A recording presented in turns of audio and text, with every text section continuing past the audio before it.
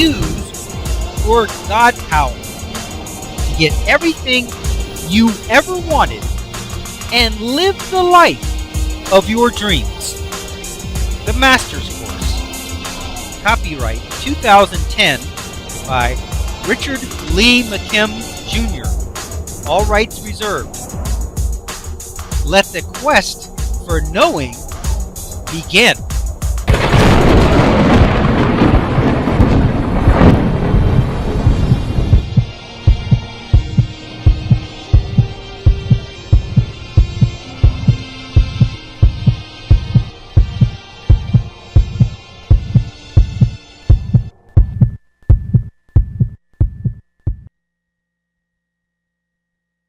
Below is a map of where they have discovered these certain functionalities and what they do.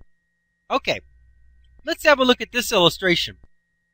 Here it says initiation of voluntary movement, tactile information, which is, touching and feeling. Here's visual cortex area, visual memory, sight. Here it says memory of sound is in the side lobe here, which I believe is the temporal lobe. Anticipation.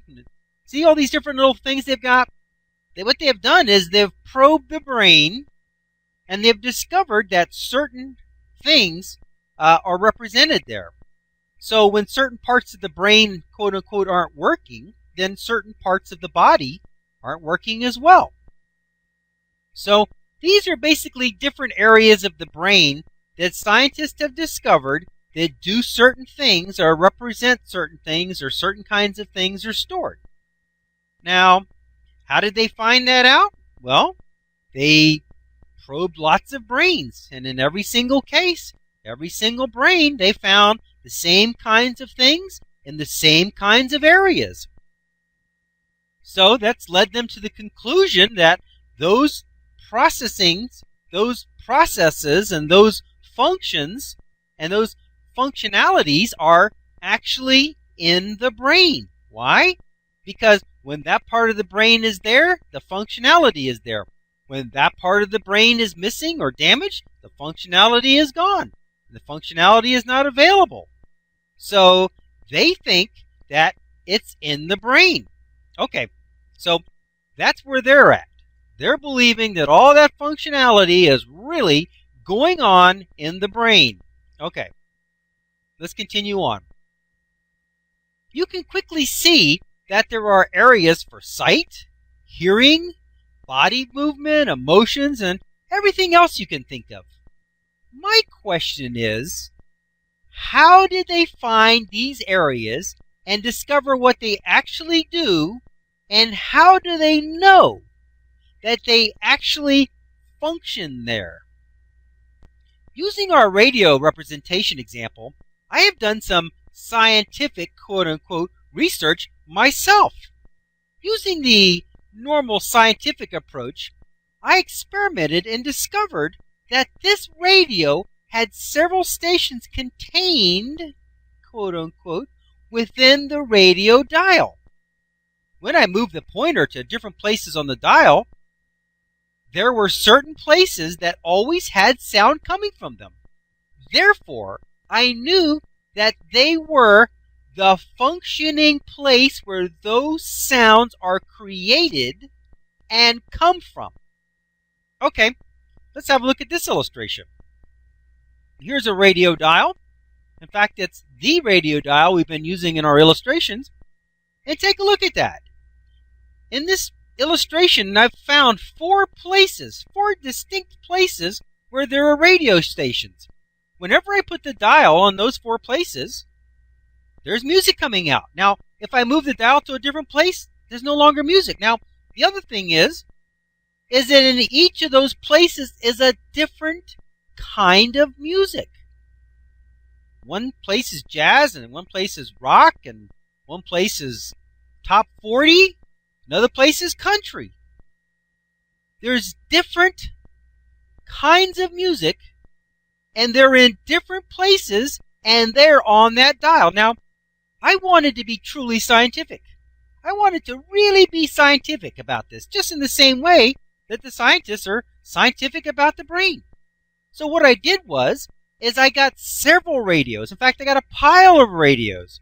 I plugged them all in, turned them all on, and sure enough, every single one of those radios had the same exact kind of music in the same place on their dial. Just like when the scientists are checking out the brains, every single brain has got the same kind of functionality, they say, in the same place. I found that every one of those radios had exactly the same kind of music in exactly the same place on their dial. So naturally, using the same scientific method that the researchers and the scientists use, I'm proclaiming that that radio dial, that radio dials in general, contain music, and the music can be found at those certain places.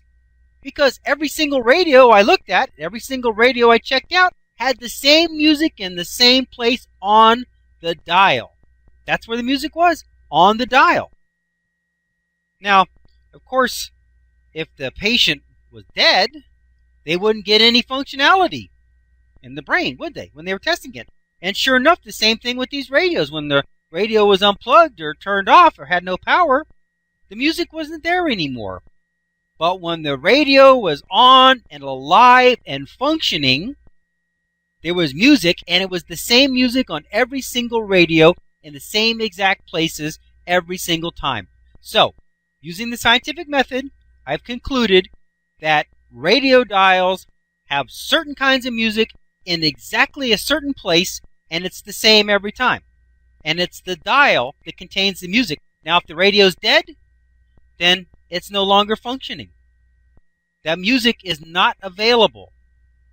But if the radio's alive, the music is there. Okay, let's continue. I know this because every radio that I tested had the same type music that came from the same exact place on their dial. So it is easy to conclude that the dial, quote unquote, is the place of functionality, and that each location has a certain kind of music that it produces, and that all radios experience the same thing. This makes sense, doesn't it? When something is representing something else, it has all the properties and seeming functionality of the real thing, but it's not real. These same researchers could point at the eye and say, that is where we see, but again, it is only the representation of it.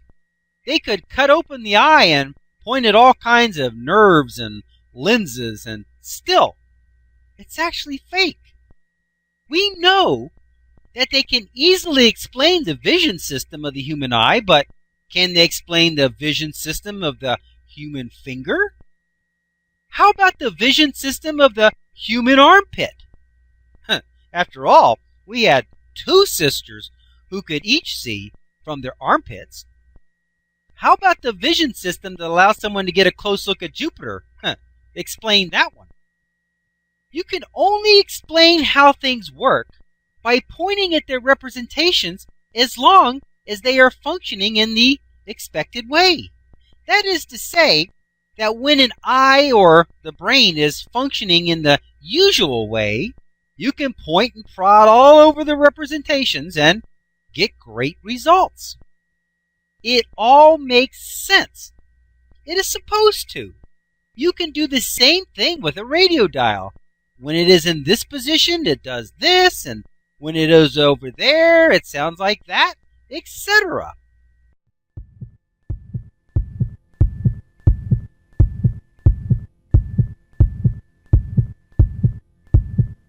Options. Now activating the next video, play options. One moment please.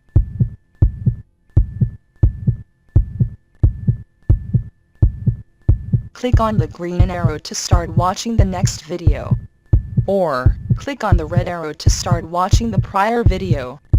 Or, click on the tan arrow to go to the main course menu and guide, with links to all course chapters, excerpts, and special reports.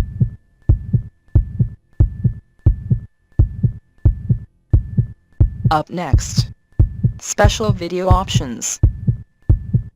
Click on your choice of course videos, menus, and excerpts.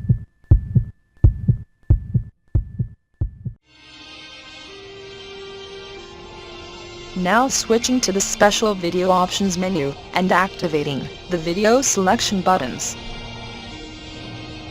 Click on your selection number to start watching the video.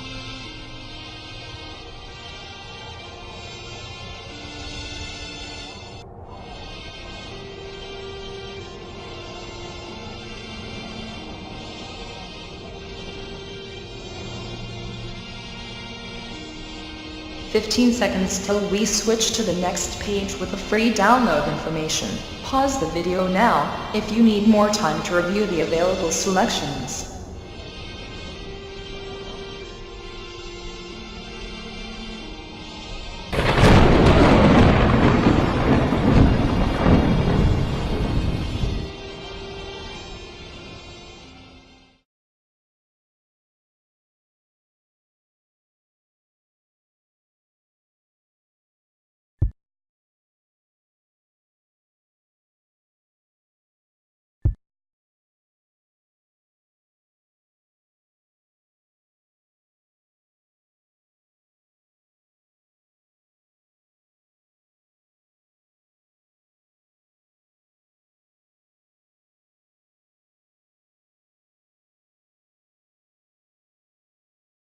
This is the end of this course video.